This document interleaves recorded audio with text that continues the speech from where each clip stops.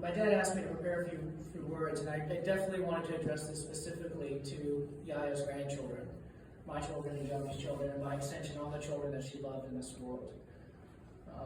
So when I think about what this moment in my mom's life represents, I can't help but look at this moment through your eyes. Today, I want to offer a few words to help you understand more completely the person we knew simply as Yaya, but who to us was the woman of many names whose love, faith, and energy shaped this entire family. Before she was Yaya, she was Martika. As a child, I heard so many stories of her childhood growing up in Colombia. There were so many fun stories of the parties they had, the fun things they did, and many, many stories of the trouble that she got into with her siblings. My personal favorite story was when she skipped school with her sisters to go stay at her father's hotel and partake of the AC and room service on a hot Barranquilla day, knowing full well the trouble she was going to get when she came home. Through those stories, I saw the love she had for her siblings and her parents, William and Alicia. Through her eyes, even the challenging times were good times. Before she was Yaya, she was Art's sister. Yaya came to the United States at 17 to go to college. Not soon after, she met the boy who would become Yo-Yo. The relationship that started when my Uncle Art introduced his friend Joe to his sister Marta is the great romance of my life. As a child, it was shown daily in words and in deeds how much Yaya loved Yo-Yo and how much that love was returned. My mom was fond of telling us kids that she loved our father more than she loved us. But that wasn't upsetting, it was reassuring. As a grown man, I can see how much the foundation of their love was the bedrock our family was built on. And I see the effect now when I see the love my sister has for her Matt. And I feel the love I have for my Jenny. Before she was Yaya, she was my mom. As a mom, Yaya had limitless energy.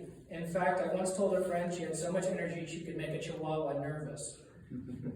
She worked hard every day to maintain our home, to drive us to excel in school, and to support us at work. She was an equal to my father in the household, and honestly sometimes slightly more than equal, and set the standard for what was possible when parents worked together to raise their children. Yaya fought for us every single day. She was our biggest cheerleader and our biggest comforter. I owe so much of the man I've become to her love, drive, and support. Before she was Yaya, she was Martha. It's not a coincidence that she shares her name with Martha of Bethany from the Gospels of Luke and John. The Martha of the Bible was famed for her hospitality, at one point holding a feast in Jesus' honor and anointing him with perfumes. Yaya's home has always been open to family, friends, and acquaintances. She loved having guests for dinner and housed countless people in her home. It seemed that no matter where Yaya was, people loved to be close to her. I remember when Jenny and I were planning our wedding, we told our respective families that we were planning on having about 150 people, about 50 from each side, plus friends and coworkers. Yaya's first cut of our side of the guest list was 275 people. Before she was Yaya, she was Marta.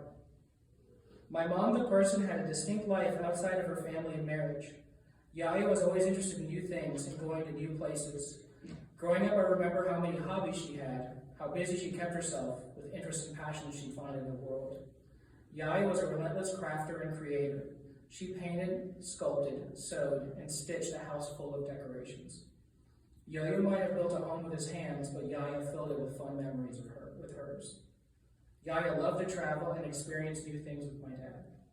She'd always return with great stories of her experiences in far-off places and new recipes to try at home.